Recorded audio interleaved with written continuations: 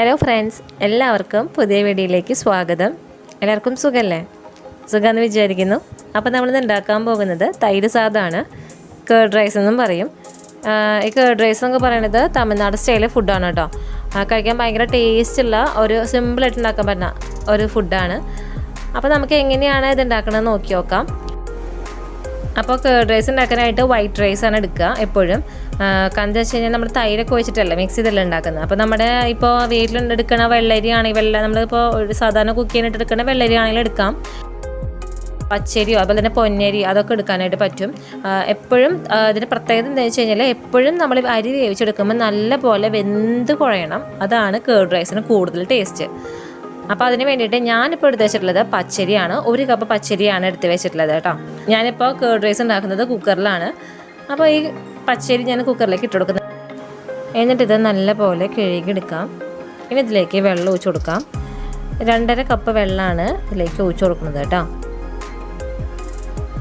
എപ്പോഴും ഇപ്പം നിങ്ങൾ എടുക്കണ റൈസ് ഇപ്പോൾ കൂടുതൽ എടുക്കണമെന്നുണ്ടെങ്കിൽ ഞാൻ എടുക്കണ ഈ അളവില്ലേ അതിൻ്റെ കുറച്ച് ഇരട്ടി എടുത്താൽ മതി കേട്ടോ. അപ്പോൾ 2.5 കപ്പ് വെള്ളമാണ് ഒഴിച്ച് കൊടുത്തിട്ടുള്ളത്. എന്നിട്ട് നമുക്ക് വേവിച്ചെടുക്കാം കേട്ടോ. ഇനി അഥവാ ഞങ്ങൾക്ക് എടുക്കണതിൻ്റെ വെള്ളത്തിൻ്റെ അളവ് അറിയണില്ലെങ്കിൽ എപ്പോഴും വെള്ളം കൂട്ടി വെച്ച് എടുത്തോളൂ. എന്താ വെച്ചാൽ ഇല്ലെങ്കിൽ വേവ് കൂടിയാൽ നമുക്ക് ഊറ്റിയെടുക്കാനായിട്ട് പറ്റും കയ്യിലോട്ട് വെച്ചിട്ട്. അതുപോലെ തന്നെ വെള്ളത്തിൻ്റെ അളവ് കുറഞ്ഞു പോയി അടിയെ പിടിച്ച് കഴിഞ്ഞാൽ നമുക്ക് ഒന്നിനും പറ്റില്ല, ആ റൈസ് ഉപയോഗിക്കാനേ പറ്റില്ല.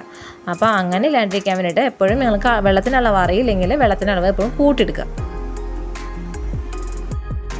ഇനി ഇത് വേവിക്കാനായിട്ട് വെക്കാം.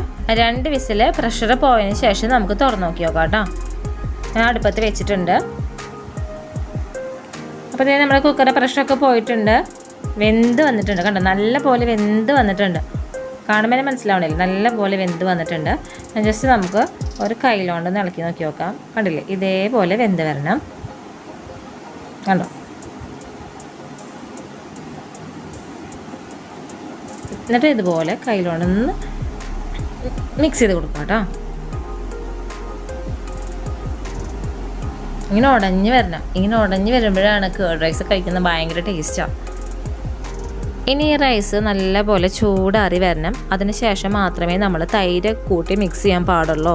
ചൂടോടൊക്കെ മിക്സ് ചെയ്ത് കഴിഞ്ഞാൽ അത് നാശമായി പോവും.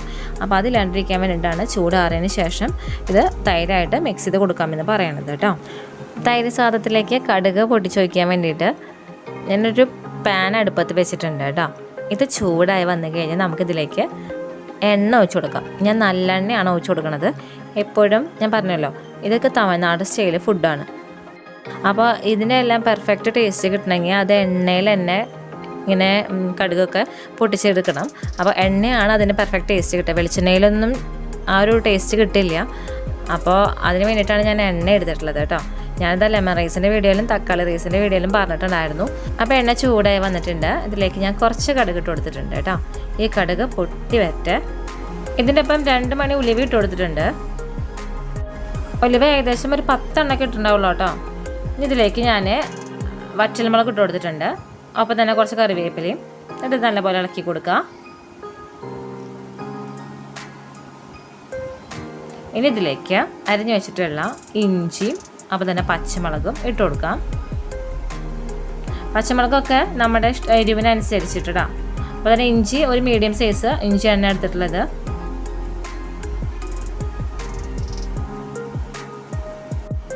ആ ഇഞ്ചി എണ്ണയിൽ കിടന്നിട്ട് നല്ല പോലെ ഒന്ന് മൂത്ത് വരണം കേട്ടോ. അതുവരെ ഇത് ഇളക്കി കൊടുക്കണം. അപ്പോൾ ഇഞ്ചി എല്ലാം അത് മൂത്ത് വന്നിട്ടുണ്ട്. ഇനി ഇതിലേക്ക് 1/4 ടീസ്പൂൺ ഉഴുന്നും പരിപ്പ് ഇട്ട് കൊടുക്കാം. അതുപോലെ തന്നെ 1/4 ടീസ്പൂൺ കടലപ്പരിപ്പ് ഇതിട്ട് കൊടുത്തതിന് ശേഷം ഇളക്കി കൊടുക്കാം കേട്ടോ. കടുക് പൊട്ടിച്ചതിന് ശേഷം ഞാൻ ലോ ഫ്ലെയിമിലാക്കിയിട്ടുണ്ട്. ഇനി ഇതൊക്കെ ഒന്ന് ലോ ഫ്ലെയിമിൽ ആ എണ്ണയിലൊക്കെ ഇടുന്നിട്ട് ഒന്ന് മൂത്ത് വരട്ടെ. ഇനി ഇതിലേക്ക് കുറച്ച് അണ്ടിപ്പരിപ്പും അതിനൊപ്പം തന്നെ കുറച്ച് കപ്പലണ്ടിയും ഇട്ട് കൊടുക്കുന്നുണ്ട് കേട്ടോ. ഇതിട്ട് കൊടുത്തിട്ട് 5 മിനിറ്റ് നമുക്കത് ഇളക്കി കൊടുക്കാം. എന്നിട്ടിത് നല്ല പോലെ ഇളക്കി കൊടുക്കാം. ഇതും ചെറുതായിട്ടൊന്ന് മൂത്ത് വരണം. ഇതൊക്കെ ഓപ്ഷനിലാണ്, നിങ്ങൾക്ക് ഇഷ്ടമില്ലെങ്കിൽ സ്കിപ്പ് ചെയ്യാം.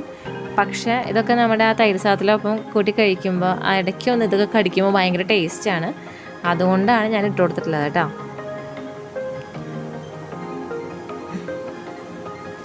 പിന്നെ ഇതിലേക്ക് കുറച്ച് ഉണക്കമുന്തിരി ഇട്ട് കൊടുത്തിട്ടുണ്ട് കേട്ടോ.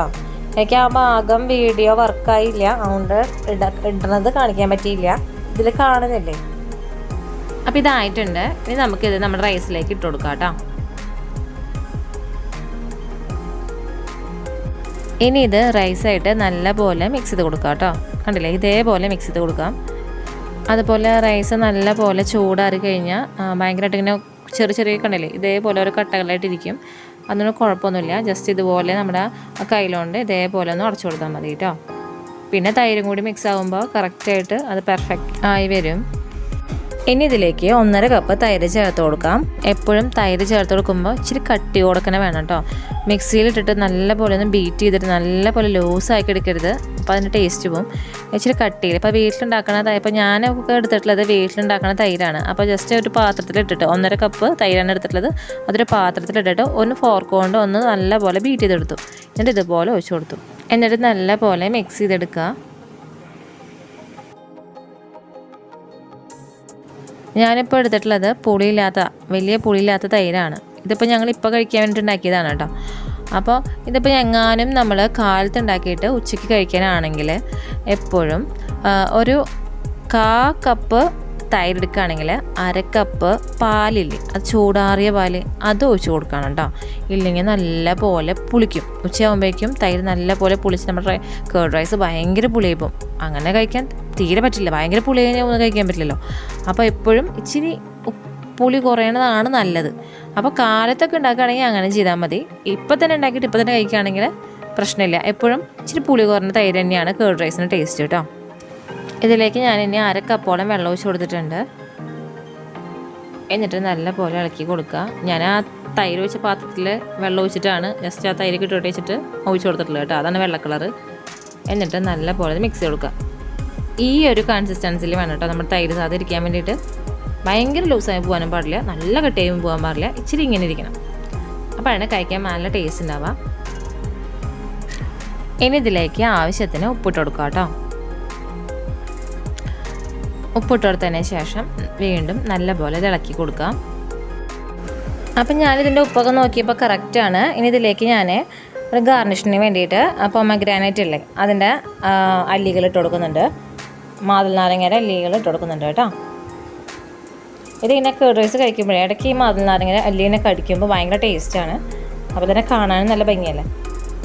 അപ്പോൾ നമ്മുടെ കേർഡ് റൈസ് എല്ലാം കൊണ്ടും റെഡി ആയിട്ടുണ്ട്. കഴിക്കാൻ നല്ല ടേസ്റ്റ് ഉള്ള റെസിപ്പിയാണ്. ചൂടുകാലത്തൊക്കെ ഭയങ്കര നല്ലതാണ് കേർഡ് റൈസ് കഴിക്കുന്നത്. അപ്പോൾ എല്ലാവരും ഉണ്ടാക്കി നോക്കി നോക്കണം. കുഞ്ഞുമക്കൾക്കൊക്കെ ഭയങ്കര ഇഷ്ടപ്പെടും കേട്ടോ. അത്രയും നല്ല റെസിപ്പിയാണ്. പിന്നെ എരിവൊക്കെ ഓരോരുത്തരുടെ ഇഷ്ടത്തിനനുസരിച്ച് കൂട്ടിയും കുറഞ്ഞും ഇരിക്കുക കേട്ടോ. അതൊക്കെ ഓരോരുത്തരുടെ ഇഷ്ടം. ഇപ്പം നമ്മൾ ഡെയിലി വെക്കണ വൈറ്റ് റൈസ് ഇല്ലേ ചോറിന് വേണ്ടിയിട്ട്, അപ്പോൾ ആ റൈസ് കൊണ്ട് നമുക്ക് ഈ കേർഡ് റൈസ് ഉണ്ടാക്കാനായി പറ്റും. എപ്പോഴും ശ്രദ്ധിക്കേണ്ട കാര്യം കേർഡ് റൈസിന് എടുക്കുമ്പോൾ നല്ല പോലെ വേവിച്ചെടുത്താൽ മതി കേട്ടോ. അപ്പോൾ എല്ലാവരും ഇത് ഉണ്ടാക്കി നോക്കി നോക്കണം. ഇഷ്ടമായെങ്കിൽ ഫീഡ്ബാക്ക് കമൻറ്റ് ചെയ്യാൻ മറക്കരുത്. അപ്പോൾ എല്ലാവർക്കും ഈ വീഡിയോ ഇഷ്ടമായെങ്കിൽ ലൈക്ക് ചെയ്യുക, ഷെയർ ചെയ്യുക, കമൻറ്റ് ചെയ്യുക, സബ്സ്ക്രൈബ് ചെയ്യുക. സബ്സ്ക്രൈബ് ബട്ടൺ അടുത്തുള്ള ബെല്ലൈക്കനെ ക്ലിക്ക് ചെയ്യാൻ മറക്കരുത്. ക്ലിക്ക് ചെയ്യുമ്പോൾ വരുന്ന ഓൾ ബട്ടണിൽ ക്ലിക്ക് ചെയ്യുകയാണെങ്കിൽ ഞാനിടുന്ന പുതിയ വീഡിയോസിൻ്റെ നോട്ടിഫിക്കേഷനൊക്കെ നിങ്ങൾക്ക് കിട്ടുന്നതായിരിക്കും കേട്ടോ. അപ്പോൾ എല്ലാവർക്കും പുതിയൊരു വീഡിയോ വരുന്നവരെ നന്ദി, നമസ്കാരം.